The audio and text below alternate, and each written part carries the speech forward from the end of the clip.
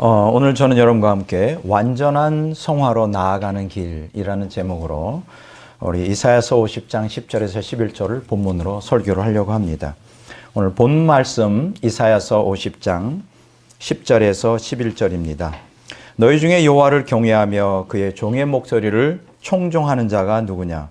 흑암 중에 행하여 빛이 없는 자라도 여호와의 이름을 의뢰하며 자기 하나님께 의지할지어다. 보라, 불을 피우고 횃불을 둘러띈 자여, 너희가 다 너희의 불꽃 가운데로 걸어가며 너희가 피운 횃불 가운데로 걸어갈지어다. 너희가 내 손에서 얻은 것이 이것이라. 너희가 고통이 있는 곳에 누우리라. 아멘. 자, 지난번에 저는 고난을 통하여 성도들을 연단하시는 하나님이라는 제목으로 시편 66편 9절에서 12절을 본문으로 설교하였습니다. 자, 성경은 하나님이 성도들을 연단하신다고 가르치십니다. 여기서 연단이라고 하는 것은 하나님이 다루심이죠. 그래서 하나님은 고난이라고 하는 도구를 통하여 성도들을 연단하시는데, 그 연단의 목적이 무엇이냐? 바로 성도들을 영적으로 성숙시키고 성장시키기 위한 것입니다. 자, 오늘 그 본문에 시편 66편 9절에 12절에 보면, 자, 하나님이 고난으로 성도들을 연단하시는 그 자체가 목적이 아니고, 그래서 실족시키기 위함이 아니라 그랬죠. 단련하고 훈련해서 결국은 복받게 하기 위해서 그렇게 하는 것이다, 이렇게 가르치고 있습니다. 자, 오늘 본문 말씀에는 두 가지 연단 과정을 언급하고 있죠. 첫째가 뭐냐 하면 이 히브리어로 바한이라고 하는데 시험으로서의 연단입니다. 시험, 테스트. 우리가 보통 테스트한다 그러죠. 프로브, 증명한다. 진위를 가린다. 그래서 분별과 검증을 위한 연단. 이건 하나님 측면에서 다룬 연단이죠. 그렇게 하는 이유가 뭡니까? 우리의 의도가 순수한지 안 한지, 또 우리의 불순물을 제거하여 순수성을 보장하기 위해서 주시는 연단입니다. 이렇게 하나님이 이 불같은 고난을 통해 시험하는 데는 이제 두 가지 목적이 있어요. 첫째가 뭐냐? 알곡과 쭉정이를 구분하기 위해서예요. 진짜와 가짜를 구분한단 말이죠. 두 번째는 알곡이라 할지라도 여전히 그 껍질이 두껍게, 옛사람의 껍질이 두껍게 있어요. 그래서 벗기기 위해서, 그래서 정결한 심령으로 만들기 위해서인 거죠. 자, 두 번째 본문의 말씀 보면 짜라프 혹은 차라프라고 하는 히브리어를 썼어요. 이건 뭐냐면 단련으로서의 연단이다. 그래서 정화, 순화를 위한 연단, 그러니까 refine, purify 이렇게 영어로 말하는데, 이거는 심령을 정결케 함이 목적이다, 이렇게 말했습니다. 이렇게 자, 하나님께서 불같은 고난을 통해 단련하시는 데는 또 두 가지 목적이 있죠. 하나는 죄를 제거하기 위한 거고, 또 하나는 인격의 성숙을 위한 것이다. 이게 이제 지난주에 제가 말씀을 드린 중요한 내용입니다. 그리고 여기서 한 가지 더 추가적으로 우리가 다룰 문제는, 연단은 하나님의 철저한 섭리 가운데서 하나님이 주도권을 주시고 진행하시는데, 거기에 뭐가 필요하다? 인간의 응답이 반드시 따라야만 연단이 될 수 있다. 그래서 제가 두 가지 측면에서 말씀드렸죠. 연단에 대한 하나님의 의지, 이건 하나님의 주도권이에요. 그래서 하나님은 연단의 시기를 결정하시고, 두 번째로 하나님은 연단의 정도, 강도를 결정하신다. 자, 이렇게 섬세하게 하나님께서 우리를 다루십니다. 자, 그리고 여기서 제가 두 번째로 말씀드렸죠. 연단에 대한 인간의 의지. 그건 인간의 그 수능이에요. 그 연단에 인간이 응답을 해야 된단 말이죠. 여기서 두 가지 말씀드렸습니다. 자, 하나님은 성도의 인내와 순종을 통하여 연단한다. 그 얘기는 뭡니까? 인내하지 않고 순종하지 않으면 연단되지 않는다. 이제 그렇게 말씀드릴 수 있는 거예요. 이건 연단의 소극적 측면이고, 또 두 번째는 하나님은 성도의 연습과 훈련을 통하여 연단을 하시죠. 연단의 적극적 측면이다, 이렇게 말씀을 드립니다. 자, 오늘 저는 완전한 성화로 나아가는 길, 이제 지난번 설교에 이어지는 설교인데, 주로 오늘은 우리가 성화를 위해서 반드시 거쳐야 되는 게 뭐냐면 정화의 과정이에요. 정화, 깨끗이 씻는 과정이 필요한데, 자, 그렇게 해서 이제 완전한 성화로 나아가는데, 어떻게 하나님께서는 우리를 그렇게 우리를 정화시키는 과정으로 인도하실까? 예. 제가 좀 안타깝게 생각하는 것은, 우리 개신교에는 사실 영성신학이 사실은 엄밀한 의미에서는 없습니다. 뭐 학자마다 있다고 말하는 사람인데 내가 볼 때는 영상신학이 없어요. 다른 말로 말하면 뭐 칭의와 중생에 대한 것까지는 우리 개신교가 굉장히 강하게 가르치는데 그 이후에 따르는 성화 과정에 대해서는 사실 거의 부재하다시피 되어 있어요. 자, 그러다 보니까 히브리서 6장 1절 2절에 보면 이런 말씀을 하잖아요. 그리스도의 도의 초보를 버리고 완전한 대로 나가라.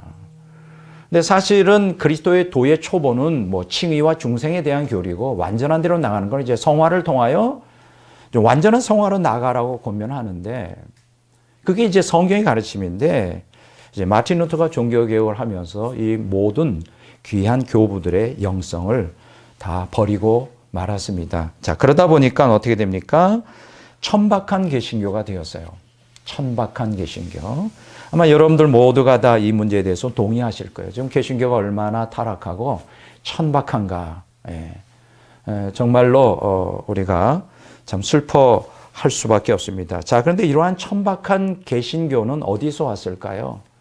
쉽게 얘기하면 완전한 성화를 추구하지 않기 때문인데 사실 그 모든 것들은 그 하나의 우리가 훈련 과정으로서 예배가 타락했기 때문에 그리고 예배의 타락은 생활의 타락으로 이어집니다.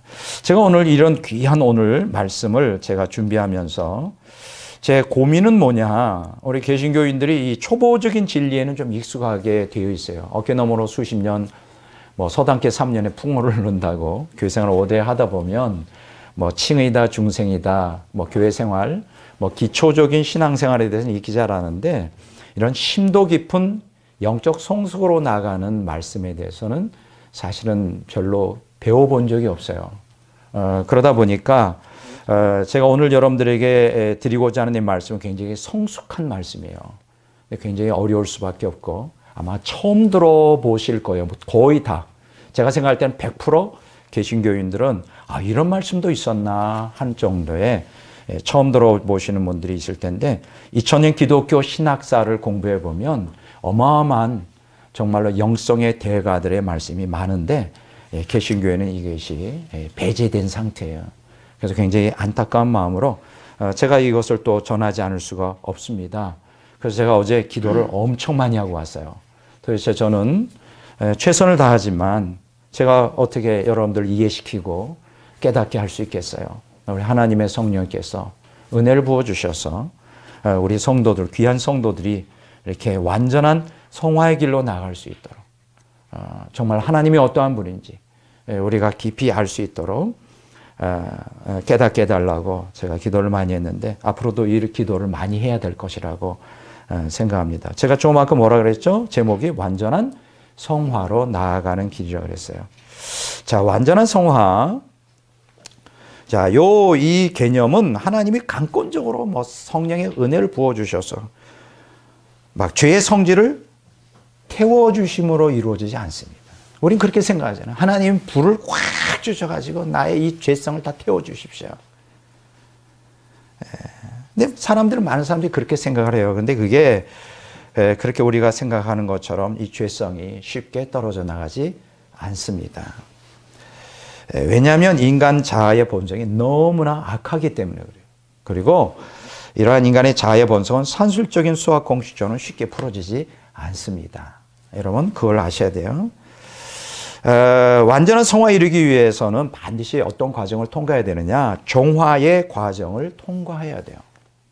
자, 종화의 과정을 통과해야 되는데 우리가 교부신학에 보면 두 가지 종화의 단계를 가르치고 있습니다. 두 가지 종류를 가르쳐요. 하나는 능동적 종화, 또 하나는 수동적 종화. 자, 우리가 기억하십시오. 자, 따라서 할까요? 능동적 종화.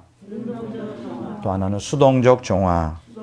뭐 한마디로 말하면 능동적 종화라는 것은 내가 인간이 최선을 다하여 노력을 통하여 종화를 하려고 노력을 하는 겁니다. 수동적 종화는 그거는 내가 할 수 있는 게 아니에요. 정화되어지는 거죠. 하나님께서 강압적으로 우리를 정화시키는 거예요. 이 두 가지가 결합되어질 때 완전한 성화의 길로 나갈 수가 있습니다. 자, 그러면 능동적 정화라는 게 뭐냐? 자신의 부족함과 결점들을 고치기 위해 하나님의 은총의 도움을 받아 인간이 최선을 다해서 노력하는 거예요. 최선을 다해서 여러분 신앙생활이라는 게 최선을 다해서 노력하지 않으면 안 돼요. 오늘 개신교의 문제가 뭐냐면 이미 다 이루어졌다. 그냥 믿기만 하라. 그냥 받기만 하라. 이게 얼마나 잘못된 것인지. 그러니까 성화된 사람이 거의 없죠. 자, 이 능동적 정화의 단계에도 두 가지 단계가 있어요. 첫째는 뭐냐면 제1단계인데 육체적 욕망을 절제하는 거예요. 육체적 욕망, 뭐 식욕이나 뭐 성욕이나 수명욕이나 인간의 본능적인 욕망이 있잖아요. 이러한 것들을 절제하는데 이걸 뭐라고 말하느냐? 감각의 정화다 이렇게 말합니다. 우리 따라서 합시다. 감각의 정화. 예, 감각의 정화. 자, 그러니까 여러분들 인간에게 다 오감이 있잖아요. 오감. 이게 얼마나 인간을 그 영성을 나가게 하는데 방해가 되는지. 여기에 그냥 사로잡혀 있으면 감각적인 짐승으로 전락하고 맙니다. 예. 저는 그 사업을 안 하기를 잘했다 생각해요. 사업가들이 특징이 뭐냐면 이 맛집 찾아가는 데는 1등입니다. 사람들 이렇게 접대하다 보면 내가 깜짝 놀란 것은 맛을 따라 어떤 사람은 수원까지, 어떤 사람은 부산까지 가요. 점심 먹기 위해서 몇 시간을 투자한단 말이죠. 그래서 이게 문제가 심각하죠. 그래서 우리는 이러한 것에서 벗어나지 않으면 우리가 성화의 길로 갈 수 없습니다. 이 감각을 정화해야 돼요. 그 다음에 이제 좀 더 깊은 단계가 있는데 능동적 정화의 제2단계가 뭔 거냐면 그 모든 것에 대한 맛을 없애는 과정이에요. 여기서 모든 것이라고 하는 것은 뭐 우리의 느낌이나 우리의 생각, 우리 내면적인 것이죠. 우리의 정욕이나 또 혹은 우리의 그 의지나 지성에 있는 이러한 맛들, 이게 맛을 우리에게 준단 말이죠. 요것들을 없애버리는 거예요. 쉽게 얘기하면 없앤다는 건 제거한다는 뜻이보다는 그것에 집착하지 않는 거죠. 이 영혼의 정화, 이걸 영혼의 정화라고 그래요. 따라서 합시다. 영혼의 정화. 예. 자, 그래서 제가 정화 과정, 그 인간이 능동적 정화는 두 가지 있다고 말씀드렸죠. 첫째는 겉으로 드러나는 감각을 정화시키는 거. 두 번째는 내 영혼 내면에 있는, 그래서 나를 갖다가 붙잡아서 하나님께 나아가는 것을 방해하는 것들을 정화하는 영혼의 정화. 이 두 가지가 있다고 말씀을 드렸습니다. 그런데 이 능동적 정화만 가지고서는 온전히 정화가 되지 않아요. 왜냐하면 이건 인간의 노력이기 때문에 물론 하나님의 은혜가 임한다 할지라도 온전히 하나님의 입장에서 정화가 부족합니다. 그래서 하나님은 다른 차원에서 정화를 시키는데 수동적 정화의 과정을 통과하게 하시죠. 이거는 인간이 원하지 않다 할지라도 하나님이 끌어들이는 거예요. 하나님이 주도권을 주시고 영혼을 정화시키는데 이 수동적 정화 과정에도 두 가지 단계가 있어요. 한번 따라서 할까요? 감각의 어두운 밤. 여러분들은 지금 오늘 설교를 통하여 2000년 신학의 영성신학의 핵심을 다 듣고 있는 거예요. 근데 여러분 공부하는 거를 즐겨야 됩니다. 우리 기독교인들이 문제가 되는 게 뭐냐면 학교 공부는 열심히 해요. 어려운 공식도 외우고 밤새워서 하는데 교회 공부는 안 하려고 그래요. 교회에서는 공부가 아니라 자꾸만 느끼려고 그래. 감정으로 느끼고 기분 좋게 느끼려고 그러고 그냥 교회에서는 퍼져가지고 쉬려고 그러고. 여러분 교회는 천국 백성을 양육하는 학교예요. 학교. 그래서 우리 교회는 학교이기 때문에 책상이 있습니다. 책상이 있어요. 공부하시라고. 그러니까 여러분들이 교회 올 때 공부하기 위해서 오셔야 돼요. 하나님을 배우기 위하여.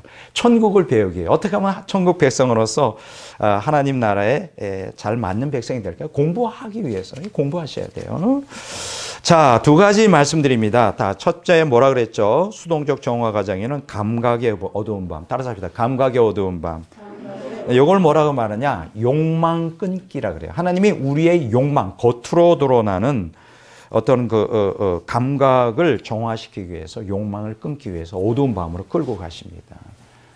아주 맛을 없애버려요. 그냥 욕망 끊기. 자, 그 다음에 두 번째로는 더 깊은 심오한 밤을 통과하게 계시는데 따라서 합시다. 영혼의 캄캄한 밤. 이건 맛없애기라 그래요. 내적으로 느끼는 그 맛이 있죠. 여러분 지식도 엄청 맛있어요. 왜 사람이 지식에 몰두할까요? 뭐 여러분들이 가지고 있는 그 취미에 중독되면 왜 할까요? 돈 안 주는데. 밤새워서 합니다. 며칠 밤. 왜냐면 맛이 있으니까. 아주 그 맛들이면. 그래서 뭐 저는 장기나 바둑을 둘 줄 몰라서 오히려 다행한지도 몰라요. 머리가 안 돌아가요, 일단. 장기를 두고 바둑을 두고 싶어도 머리가 일단 좋아야 되는데 안 돌아가니까 그게 어쩌면 다행인데 어떤 사람들은 바둑 장기 몇 날 며칠을 밤새우면서 해요. 왜 그럴까요? 돈 안 주는데, 피곤한데, 맛이 있으니까. 근데 이런 문제는 뭐냐면 그런 맛에 맛들이게 되면 하나님께 나가기 못한다는 거예요. 이 세상에 있는 것들, 육체적인 것이나 이 세상에 있는 인간의 욕구를 채워주는 그것에 얽매이게 되면 그게 중독이 되고 그게 노예가 되고 결국 하나님께 나아가는 것, 더 좋은, 여러분 하나님과의 생명의 연합으로 나가게 못해요. 하나님이 주시고자 하는 이 하나님의 생명을 받지 못하고 이 세상에서 연단 과정에서 우리에게 필요한 기본적인 욕구를 절대화하면서 거기에서 이제 매어 일생을 살아가는 사람이 있죠. 여러분들 그러기 위해서 하나님께서 이렇게 어두운 밤을 통과하게 하시는데, 자, 근데 이제 지금 수동적 정화에서 이 감각의 어두운 밤, 영혼의 캄캄한 밤이라 그러는데 이 과정에서의 특징이 뭐냐? 하나님이 침묵하셔요. 하나님이 침묵하신다고요.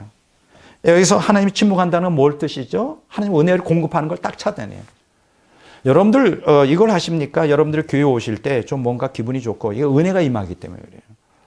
우리가 기독교인으로서 이 험한 세상에서 우리가 하나님을 믿고 사랑하는 건 하나님의 은혜를 끊임없이 공급하시기 때문에 그 은혜 때문에 우리가 은혜도 받고 은혜 때문에 기쁨도 있고 평안도 있고 막 행복도 느끼는 건데 이제 하나님의 은혜를 딱 차단해 버려요. 그럼 그 얘기는 뭐냐면 하나님이 침묵하셔요. 자, 그렇게 되면 어떻게 되느냐? 하나님으로부터 버림받았다는 의식 속에 들어가요. 하나님의 임재가 없어져 버리니까. 나 구원받지 못했나? 날 버렸나? 이렇게 생각합니다.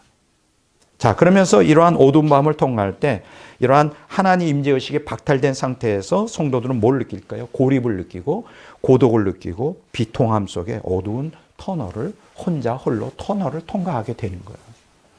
자, 이런 것들을 이제 경험해보지 않은 사람들은 이 무슨 얘기인지 잘 이해가 안 되는데 어쨌든 일단 들어두시기 바랍니다. 리처드 포스터라고 하는 개신교의 영성학자는 이런 얘기를 합니다. 이런 경험을 마음의 사하라 사막이다. 여러분 사하라 사막 아시죠? 황량하다 이거예요. 십자가 요한이라는 사람은 어두운 밤, 또 darknight이라고 하는 표현으로 이것을 경험을 부르고 있습니다. 자, 이런 과정이 영혼들에게 필요한 이유가 뭘까요?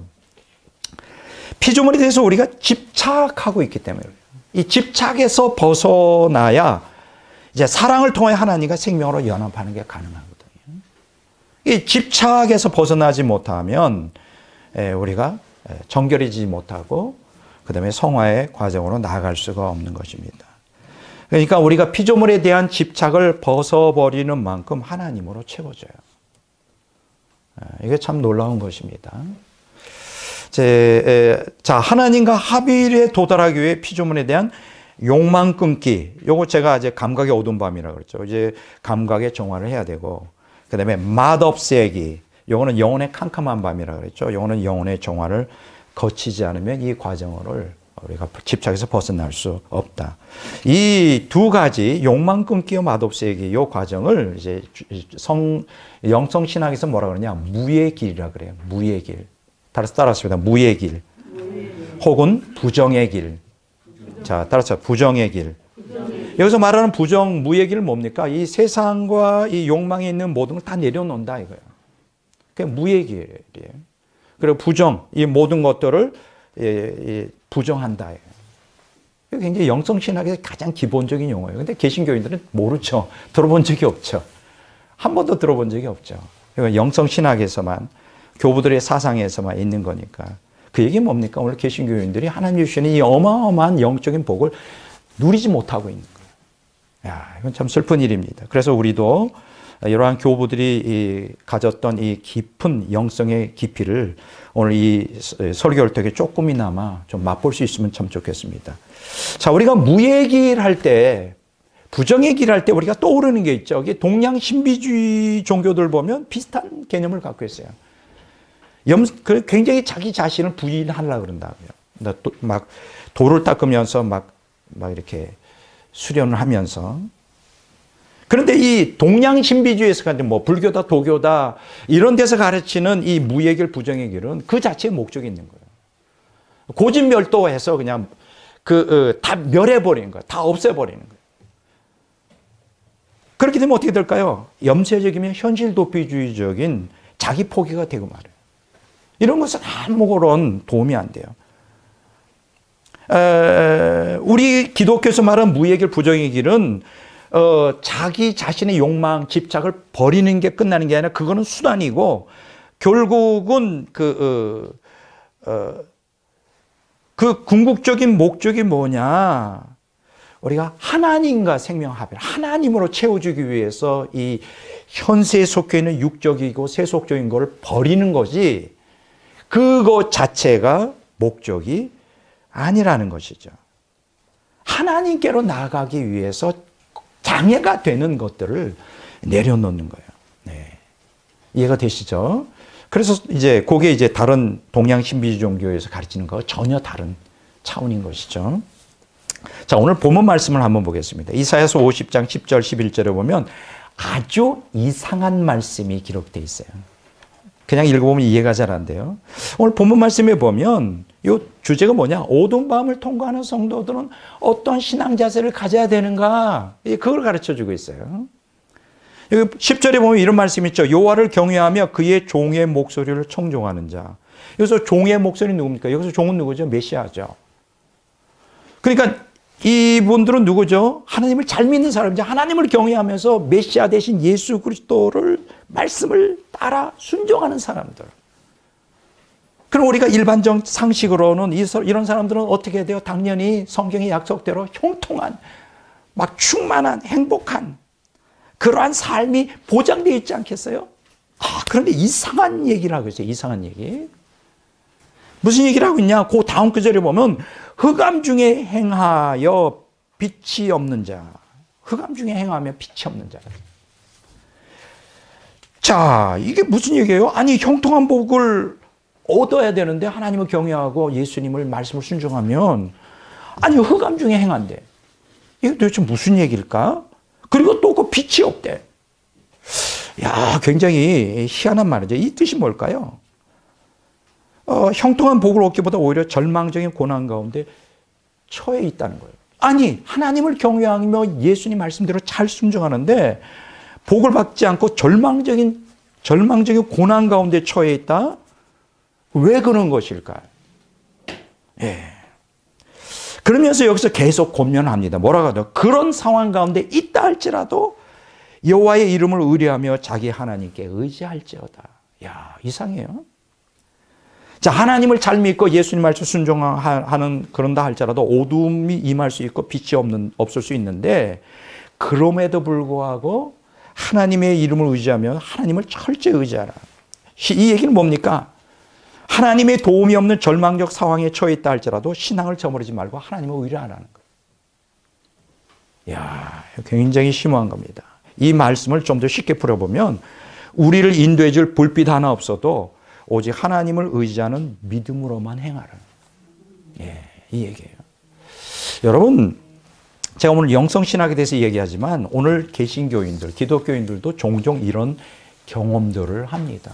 신앙생활 하는데 예수님을 정말 잘 믿고 예수님을 철저히 주님 중심으로 살아도 인생 살아가는 과정 가운데서 하나님이 이런 기간들을 허락하셔요. 은혜를 다 박탈해 가시고 하나님 임재의식을 다 가져가시고 막 고난 가운데 쳐넣는 경우가 있어요. 불같은 고난 가운데. 이해할 수 없죠. 거기에 그 감춰진 하나님의 그 깊은 그 신비를 이해하지를 못해요. 오늘 그것에 대한 의문이 풀어지는 거예요. 그러니까 여기 보면 하나님의 임재의식을 못 느낀다 할지라도 오직 믿음으로 행하는 것을 배우라 해요. 제가 제가 미국에서 유학 갔다 와서 제가 잘 아는 목사님 교회, 큰 교회였어요. 신도림 제일교회라고. 거기서 일부 예배 1년간 제가 설교를 했었는데 한 번은 이제 담임 목사님이 뭐 부흥회 가신다 그래가지고 오후 예배를 제가 인도했어요. 그때 이제 주제가 뭐였냐면 고난에 대한 고난이 복이다. 그래서 이제 그걸 설교했죠. 그런데 아주 충격을 먹었습니다. 왜냐하면 이제 그 교회는 대부분 기독교인들은 고난에 대한 설교를 들어보니까 고난이 복이라는 말은 더더욱 경기를 일으키는 것이거든요. 근데 그 주제를 잘못 선택했어요. 예수 믿으면 복 받는다. 막 이런 거 해야 막 간증을 해야 그냥 폭발적으로 막 은혜를 받는데 그런 설교를 안 하고 그냥 고난이 복이다 해버리니까 제가 그날 아주 당황을 해버렸습니다. 막 설교하는데 거기 장로들 8명, 9명 쫙 앉아있는데 큰 교회니까 설교하는데 이게 먹혀 들어가지가 않아. 온 교인들이 다 거부를 해버리는데 제가 그날 처음으로 경험했어요. 제 1m 앞에 방탄 유리로 딱 쳐져 있는. 그러니까 막 이 총알이 튕기는 것처럼 말씀이 안 들어가. 팍팍팍팍. 그래서 그 설교 시간 내내 막 땀 뻘뻘 흘리면서 이거 큰일 났다. 도중에 멈출 수도 없고 오늘 그만할게요. 뭐 이럴 수도 없고 어떻게 설교를 마쳐야 되겠고 해가지고 겨우 마쳤는데 막 얼굴도 못 들었지. 막 방탄을 치고 그러니까 그 얘기 뭐예요? 교인들이 안 받아들이는 거예요. 말이 되냐고. 예수님 믿으면 잘 믿으면 복 받아야지 무슨 고난이 오냐고. 그래요. 막 알잖아요 본인이. 창피해가지고 축도하고 막 걸음아 날 살려라. 그냥 거기 마을버스 타고 이제 전철까지 가야 되는데 막 도망 나왔죠. 근데 거기 어떤 집사님 막 쫓아오는 거야. 내가 막 도망가야 돼. 막 쫓아오는 어떤 여자 집사님이 쫓아와가지고 내가 마을버스 딱 타니 그분이 딱 탔어요. 그러면서 하는 얘기가 충격을 먹었어요. 목사님, 내가 오늘 마침내 그 답을 얻었어요. 저는 주님을 정말 사랑하고 주님 뜻대로 사는데 막 고난이 너무 많아요. 교인들이 저를 갖다가 저주받은 자라고 너 신앙생활 잘못해서 그렇게 했다고 막 저를 갖다가 괴롭혔어요. 그래서 나도 신앙생활 잘못해서 이렇게 어려움이 있나? 하나님이 임재의식이 없고 하나님이 도와주지 않고 은혜가 박탈당하고 막 그랬는데 오늘 설교를 통해서 그 답을 얻었습니다. 너무 목사님 감사합니다. 그러니까 그래. 이 설교를 들을 수 있는 사람 딱 한 사람이 있었구나. 하나님 보내주셔가지고 다시 얼굴에 만면이 이게 내 잘못이 아니야. 그래서 막 그 영을 회복한 적이 있습니다. 뭐 시간이 많으면 이런 얘기 많이 할 텐데 시간이 없어서 오늘 기독교인들을 받아들이잖아요. 왜냐하면 깊은 하나님의 의도를 몰라요. 하나님 우리를 어떻게 다루셔서 어떻게 생명을 인도하는지 모르니까 그냥 어린애처럼 그냥 어린애 신앙이지다. 그냥 사탕만 달라 그래. 그냥 사탕. 그 사탕 그 몸에도 좋지 않은 거. 아니 사탕보다 좀 딱딱한 음식을 먹고 정말 영양가 있는 걸 먹어야 돼. 매일 사탕만 달라 그래. 사탕만. 아니 뭐 예수 믿은 지 1년, 2년 되면 그거 이해가 돼요. 예수 믿은 지 10년 돼도 사탕만 달라 그래. 예수 믿은 지 20년 돼도 사탕만 달라 그래. 30년 믿어도 사탕만 달라. 안 주면 그냥 뿌리 나가지고 막 시험 들고 난리를. 이게 오늘 현실이에요. 하나님 볼 때 얼마나 기가 막혀요. 이렇게 영적 성숙 못한 건 매일 어린애 신앙에서 육적인 똥오줌도 가리지를 못해.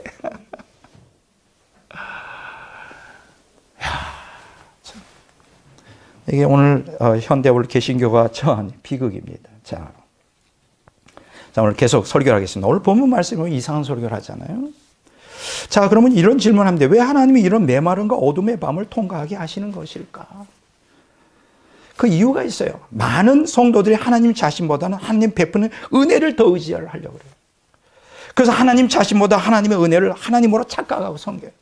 이거는 마치 과자를 주시는 아버지보다 과자 자체에 집착하여 아버지를 잊어버리는 것과 같은 것이죠. 이해가 되잖아요. 우리가 찬송해야 할 대상은 아버지지 하나님이 주시는 은혜가 아니에요.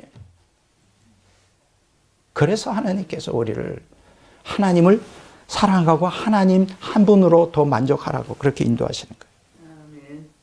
자, 보세요. 이사야의 말에 다시 귀를 기울여 보시기 바랍니다. 자, 우리가 이렇게 하나님의 어두운 밤을 통과할 때 어떻게 해야 되느냐?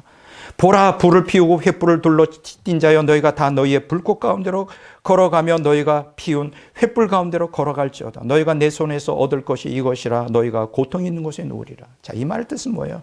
우리에게 하나님의 임재의 빛이 없다 할지라도 하나님의 강력한 은혜를 안 부어주신다 할지라도 우리 자신의 인위적인 횃불을 피우지 말라는 거예요.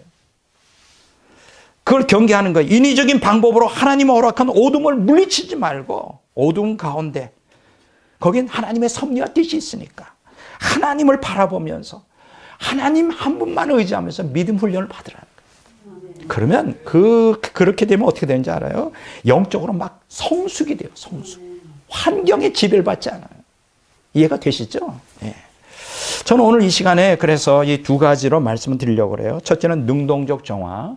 이거는 아까 뭐라 그랬죠? 인간이 최선을 다해서 노력하는 거예요. 두 번째는 수동적 정화. 이거는 하나님이 어두운 밤을 통과시키면서 우리를 훈련하시는 거예요. 여러분들이 이런 원리를 아시면 우리가 괴로울 일이나 슬픈 일이나 기쁜 일이 있을 때 이걸 다 능히 극복할 수가 있어요. 정말입니다. 이거 알아야 돼요. 자, 능동적 정화는 뭡니까? 하나님과 깊은 연합에 도달하려면 단순히 마귀와 세상에 승리한다. 뭐 이것만 가르치는데 이거 가지고 안 돼요. 더 본질적인 거는 우리 몸과 영혼의 세세한 부분에 이르기까지 강도 높고 심오한 정화가 이루어져요. 영혼은 불완전한 결점을 갖고 있어요. 온갖 종류의 악한 성향, 그리고 몸과 영혼에 밴 그 악한 습관이 수십 년 동안 쌓여가지고 우리를 갖다가 지배하고 있어요. 그러므로 인간에게 부어주시는 하나님의 은혜는 인간 속에서 자동적으로 악한 생각과 나쁜 기질을 그냥 제거하여 덕이 풍성한 사람을 만들지 못해요. 이걸 아셔야 돼요.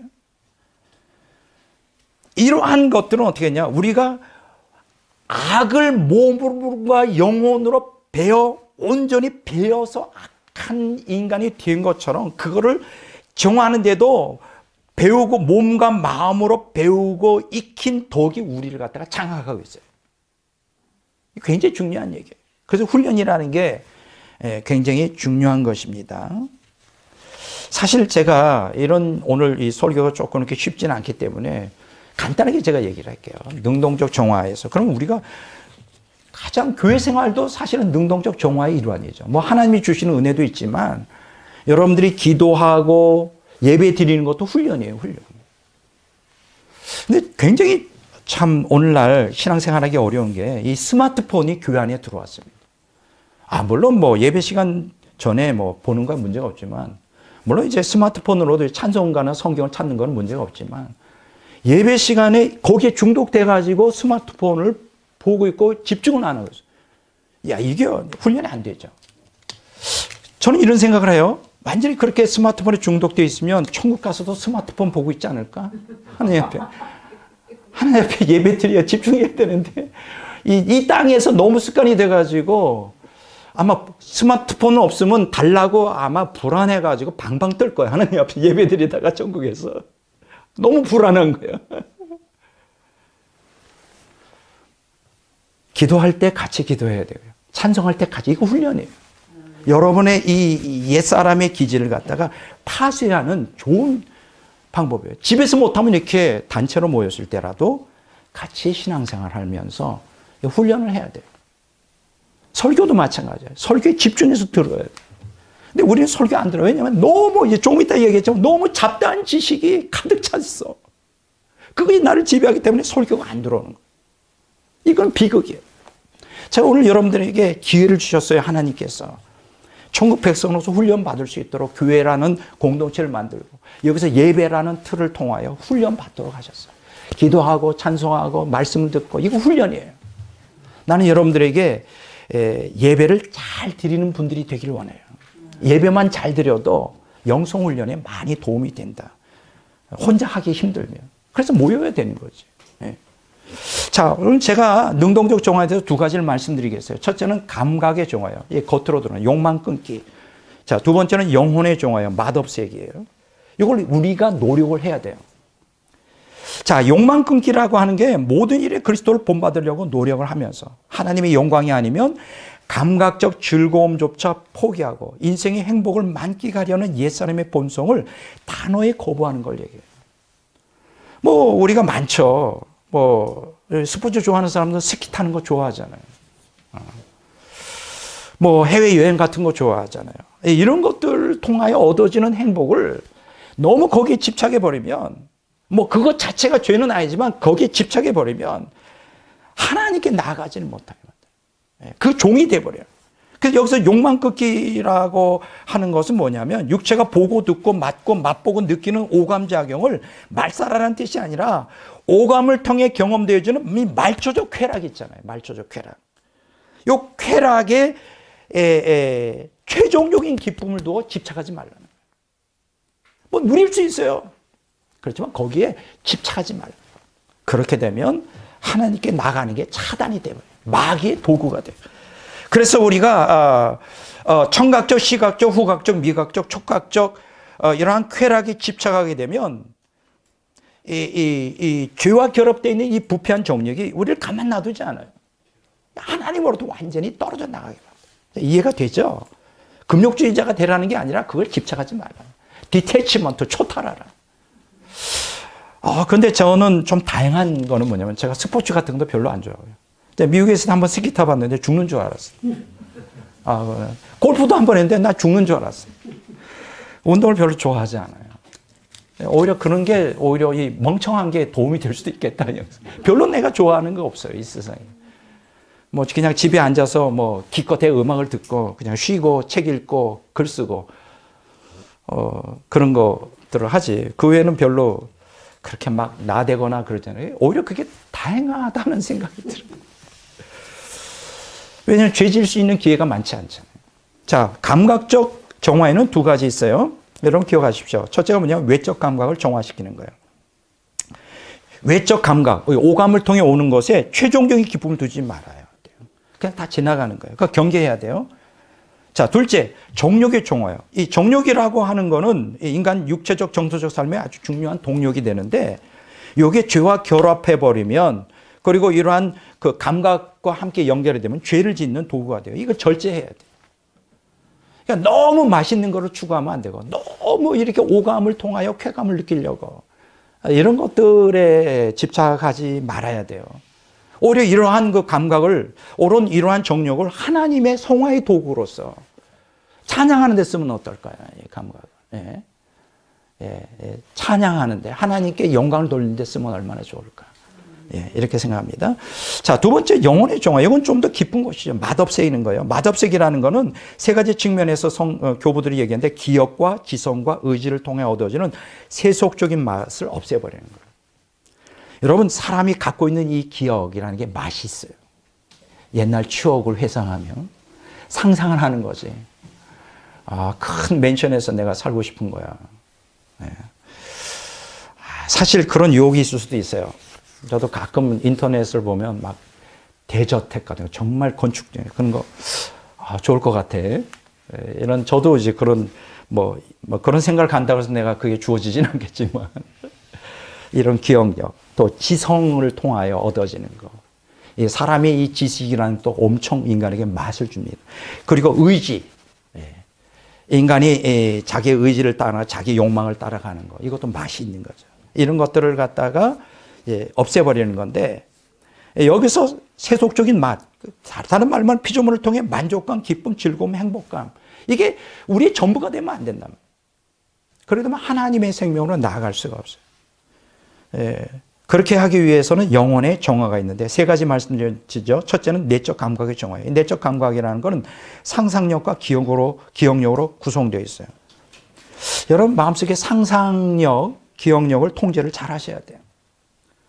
그게 좋은 것이든 나쁜 것이든 마음속에 그걸 갖고 있으면 마음이 갈라지고 안정이 없어지고 유혹에 끌리게 됩니다. 그리고 이러한 것들은 정신 집중을 요하는 기도 생활을 방해해요. 이런 망상 같은 거 빨리 버려야 됩니다. 이것도 훈련이에요. 가능합니다. 버리는 것이 훈련 가능해요. 자, 잡된 생각을 빨리 떨쳐버려야 됩니다. 그런 것들이 나를 사로잡을 때 나사렛 예수 이름 명하나니 물러가라 이렇게 해야 된단 말이에요. 둘째는 뭐냐면 지성의 정화예요. 온갖 해로운 세상 지식과 잘못된 교리가 우리 머리에 가득 차 있어요. 진리의 말씀을 받아들이는데 방해가 돼요. 제가 한번 옛날에 이런 얘기 했었나요? 제가 연구원 사역할 때 프랑스 대사했던 분이 한번 연구원에 오신 적이 있어요. 이분이 이제 은퇴를 하고 이제 저희 연구원에 이제 목사가 돼요. 웨스트민스터 신학대학원에 목사가 돼가지고 저한테 진리를 배우겠다는데 이분이 문제가 되는 게 뭐냐면 은퇴하고 10년 동안 온갖 잡된 세미나를 다 다닌 거예요. 그게 가득 차 있어. 머리는 좋겠다. 그러고서 이제 목회자로서 이제 부름 받아서 목회를 해야 되니까는 이제 저를 찾아와서 진리로 인도해 달라는 거예요. 약속을 했어요. 그럼 내가 1대1로 가르쳐 주겠다. 그냥 몇 번 가르쳤는데 결국 실패하고 말았어요. 왜 실패했느냐? 이분이 너무 잡된 생각이 가득 차 있어. 너무 잘못된 신학, 잘못된 사상이 가득 차 있고 진리의 말씀이 들어가지가 않는 거예요. 버리셔야 돼요. 저도 뭐 저희 집에 한 6천 권의 책이 있고 많은 제가 책들을 읽고 있지만 그것은 진리를 위한 도구일 뿐이지 제 머리를 장악하고 있지 않아요. 저는 어떤 사상이라도 제 사상의 도시에 머리의 사상에 다 정리해가지고 진리를 위한 수단일 뿐이지 그것이 나의 전부가 아니라. 근데 어떤 사람들이 지식 자체에 그냥 얽매여가지고 그것이 우상이 되고 그것에서 만족감을 느끼고 쾌락을 느끼고 그러면 하나님의 진리의 말씀이 들어갈 수가 없는. 이해가 되죠? 그걸 다 정리해. 여러분, 다 정리해서 버려야 돼요. 여러분. 지성의 정화라 그럽니다. 자, 세 번째는 뭐냐? 의지의 정화요. 인간의 내적 의지가 하나님의 의지와 온전히 일치할 때까지 하나님 말씀에 굴복하는 훈련이에요. 자꾸만 내 의지가 내 욕망을 따라가려면 그걸 정화시켜야 돼. 쳐서. 그리고 내 의지가 항상 하나님의 뜻, 하나님 말씀을 따라 순종하도록 이 훈련을 시켜야 돼요. 이게 가능해요. 가능해요. 그렇게 하셔야 된다. 자, 내가 능동적 정화에 대해서 이렇게 세 가지를 말씀드렸어요. 두 가지죠. 감각의 정화, 영혼의 정화. 참 이게 이제 교부들이 가르친 건데, 자, 수동적 정화에 대해서 좀 한번 생각해 보도록 하겠습니다. 수동적 정화라고 하는 것은 하나님이 주도권적, 주권적 섭리 가운데서 하나님이 영혼을 정화시키는 거예요. 자, 그럼 왜 수동적 정화가 필요할까요? 능동적 정화만으로 인간 영혼이 제대로 정화가 안 돼요. 수동적 정화에는 이제 외적 감각과 정욕을 정화하기 위한 감각의 어두운 밤과 내적 감각과 지성과 의지를 정화하기 위한 영혼의 캄캄한 밤으로 이렇게 구분이 되는데요. 자, 간단하게 좀 설명을 할게요. 자, 따라서 합시다. 감각의 어두운 밤. 자, 이 과정을 하나님이 이끄시면 우리의 감각이 무뎌져 버려요. 과거에는 음식도 맛있는 거 먹었는데 어느 날 갑자기 맛이 없어. 옛날에는 술 맛이 아주 꿀맛이었는데 어느 날 은혜 받고 술 맛이 뭐 그런 사람이 있죠. 이거는 하나님께서 그 사람을 어두운 밤으로 끌고 가는 거예요. 세상 옛날에는 예수 안 믿을 때 세상 맛이 그렇게 좋았어. 막 친구 만나고 그러는데 예수 믿으면서 은혜 받고 어느 날 그 맛이 없어져 버려. 그러니까 다 끊어놓는 거예요. 예, 이게 정상입니다.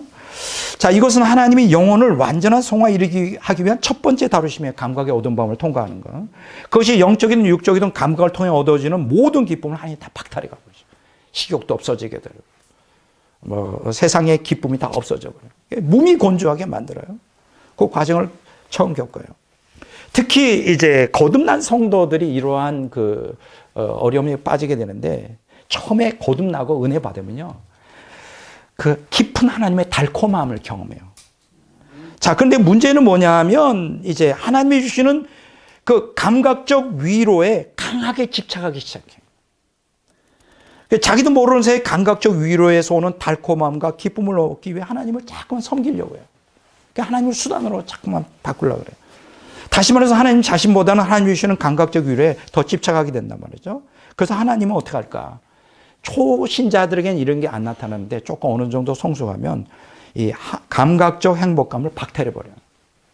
무미건조하게 만들어 감각의 어두운 밤을 통과해요. 왜 그럴까요? 이제는 하나님이 주시는 은혜의 그 맛, 그 감각의 그 위로나 그러한 그 달콤함에서 벗어나 하나님 자신을 사랑하라. 예, 그렇게 인도하시는 거예요. 자, 이럴 때 우리는 어떻게 해야 될까요? 제일 먼저는 하나님이 이렇게 우리에게 허락하신 메마른 시련 기간 동안에 그냥 인내하셔야 돼요. 우리를 단련하는 거죠. 훈련하는 거니까. 두 번째는 뭐냐? 이 메마른 가운데서도 지속적으로 하나님께 나가야 돼. 기도하면서 말씀에. 근데 사람이 은혜가 임할 때는 기도하고 말씀 있는 게 참 좋아요. 이 경험해 본 사람 알아요. 막 기도 몇 시간 해도 시간이 이렇게 막 가고 말씀 읽어도 막 꿀과 같이 달아요. 제가 경험에 다 봤어요. 근데 메마른 상태에서는 기도도 하기 싫어. 말씀도 보기 싫어. 그래도 해야 돼. 세 번째는 뭐냐? 감각을 통한 기쁨과 위로가 없어도 그냥 사랑스러운 눈길로 지긋하게 하나님을 응시하는 거예요. 이건 놀라운 것입니다. 이렇게 하면 영적으로 성숙하기 시작해요. 자, 두 번째는 영혼의 캄캄한 밤에. 자, 이거는 굉장히 도수가 높은 훈련이에요. 깊은 영성을 추구하는 사람들에게 오는데, 여기 이제 하나님이 두 번째 크게 다루시는 것인데, 이 과정은 어때요? 영적이든 육적이든 모든 맛, 하나님이든 피조물든 모든 거기서부터 오는 맛을 박탈해버려야 하는. 그래서 영혼이 하나님께 완전히 버림받았다는 의식이 들 정도로 혹독한 연단 과정. 자, 이 과정은 영혼들에게 극도의 고통을 안겨주기 때문에 지옥의 고통에 견줄 수가 있는 것이죠. 이 고통을 통하여 하나님은 옛사람의 지배를 받고 있는 기억을 비우고 지성을 어둡게 하고 의지를 메마르게 하여 오직 하나님 중심적인 사람으로 이제 변화시키죠. 자, 그런데 놀라운 것이 있어요. 굉장히 이율배반적인데 이 과정을 통과하는 사람은 지옥의 빛이 없어졌다 그러지만 사실은 그 순간 하나님의 빛을 영혼에 강력하게 쏟아 부어주시는 순간이에요. 이게 무슨 얘기냐? 하나님의 빛이 제거된 게 아니라 그동안 세속적인 육적인 빛 가운데 이제 있었는데 하나님의 빛이 강력하게 영혼에 비춰지니까 옛사람 영향 아래에 있는 기억과 지성과 의지는 하나님의 빛을 감당하지 못하고 장님이 되어버리는 것 같아요. 혹시 여러분 이런 걸 경험해 본 적 있나요? 이 캄캄한 방에 있다가 지하에 있다가 햇빛이 강렬하게 비치는 데 나가면 눈이 갑자기 안 보이죠. 똑같은 눈먼 이런 상태가 되는 거예요. 그러니까 이게 굉장히 참 놀라운 거예요. 그러니까 이렇게 우리가 영혼의 캄캄한 밤은 하나님의 빛이 제거된 게 아니라 빛이 너무나 강하게 임하는데 우리의 육적인 게 그 감당을 못하는 거죠. 야, 신비스러운 체험입니다. 자, 그럼 이 상태에서 영혼은 어떤 걸 느낄까? 이 장렬하는 이 하나님의 빛에 노출된 영혼은 과거에는 보이지 않았던 불안정과 불결함이 막 드러나요. 그래서 큰 고뇌에 빠지게 돼요. 내가 이렇게 더러운 인간이었어. 내가 이렇게 지저분한 피조물이었어. 나는 천국에 들어갈 자격도 없고 하나님의 은혜를 받을 자격이 없어. 이러한 불결함과 비천함을 이런 것들이 확장되면서 하나님 나를 버렸구나. 이렇게 이제 이러한 상태에 빠지게 됩니다. 자, 왜 이렇게 하나님께서 우리를 이렇게 인도하실까요? 피조물로부터 우리를 집착을 끊어내기 위해서요. 그래서 하나님의 신성에 충만한 은혜로 들어가게 하기 위해서. 반드시 여러분들이 영적으로 지금 아직 성숙하는 사람 이걸 무슨 얘기인지 모르지만 앞으로 깊이 영적으로 들어가면 제 말이 무슨 얘기인지 이해가 돼요. 그래서 미리 말씀을 드리는 거예요. 자, 세 번째. 자, 이런 능동적 정화, 수동적 정화를 다 통과하고 이제 완전한 성화의 길로 나가는 사람에게는 뭐가 일어나느냐? 세 번째, 옛사람이 파쇄가 됩니다. 옛사람의 파쇄. 자, 그러니까는 이러한 정화 과정은 옛사람을 파쇄하는 데 목적이 있어요. 자, 하나님이 옛사람을 파쇄할 때 하나님의 섭리가 아주 섬세하게 작용하는데 성도들은 옛사람의 악한 친체를 분별할 수 있는 능력이 없기 때문에 이렇게 우리가 고난이 올 때, 우리가 이해할 수 없는 고난이 올 때 이게 불합리해 보이죠. 그럼에도 불구하고 하나님을 그럼에도 신뢰해야 돼요. 이럴 때 믿음이 필요한 거예요. 옛사람 파쇄 과정에 우리는 언제나 믿음으로 하나님께 순종하는 법을 배워야 됩니다. 납득할 수 없는 어떤 어려운 과정이 올지라도 옛사람이 완전히 파쇄되어 인간 중심적 가치관에서 하나님 중심적 가치관으로 변화되면요, 그때 비로소 알아요. 하나님께서 나를 이렇게 인도하셨구나. 이렇게 이제 깨닫게 됩니다. 자, 하나님은 우리를 최선의 길로 인도하셔. 이걸 여러분 믿으십시오. 여러분들이 좋은 일이든 나쁜 일이든 그 모든 게 하나님의 주권적 섭리이시지 말고 그것은 우리에게 최선의 방법으로 인도하시는 것이다. 근데 문제는 뭐냐? 그 최선의 하나님의 길이 우리가 기뻐하거나 바라지 않은 것일 수 있어요. 우리 욕망에 반한대. 하지만 우리가 하나님의 선한 의도를 확신하고 있다면 어떤 고난에 대해서 불평해서는 안 돼요. 인간은 무의식적으로 하나님을 자기 마음대로 좌지우지하려고 그래요. 이게 참 악한 본성인데 누구나 다 그렇습니다. 우리는 하나님의 인도 따라가지 않고 하나님께 자기의 길을 제시하려고 자꾸 말씀하죠. 내 길이 맞습니다. 막 이래요. 그래서 하나님이 우리의 완악한 자기중심주의를 부수기 위해 시련을 허락하실 때 우리 옛사람은 자신의 자리를 잃어버리지 않으려고 발버둥 쳐요. 반항을 해요. 이때 우리는 옛사람의 연민을 가져서는 안 돼요. 옛사람 참 불쌍하다. 이렇게 생각하면 안 돼요. 믿음으로 말씀에 순종하며 단호하게 본성을 거부해버려요. 그렇게 되면 우리가 영적으로 빨리 성숙하게 됩니다. 자, 이렇게 이러한 정화 과정을 통해 철저히 파쇄된 사람들은 이제 결과입니다. 스스로 선택한 훌륭한 사람과 대화하기보다는 잘 들었어요. 아무리 바보 같은 사람이라 할지라도 하나님의 섭리에 의해 선택된 사람과 대화하는 걸 더 좋아해요. 놀랍습니다. 왜냐하면 연단을 통해 자기중심적 가치관에서 하나님 중심적 가치관으로 바뀌었기 때문에 그래요. 곧 내 의향으로 선택한 선한 사람과 한 시간을 같이 있기보다 하나님께 순종하여 가장 악한 사람과 하루 종일 있는 걸 더 귀하게 여겨요. 충격이죠, 여러분. 여러분 그렇게 할 수 있어요? 이게 바로 성숙된 사람과 성숙되지 않은 사람의 차이. 옛사람이 파쇄된 사람과 파쇄되지 않은 사람의 차이예요. 옛사람이 파쇄되지 않은 사람은 내 취향에, 내 본성에 만족을 주는 사람만을 인정해요. 이것은 여전히 옛사람이 파쇄되지 않았다는 증거예요. 즉 자기가 선택한 왕자보다 하나님께서 섭리를 선택하신 천한 자리에 있기를 원하면서 거룩한 만족에 거합니다.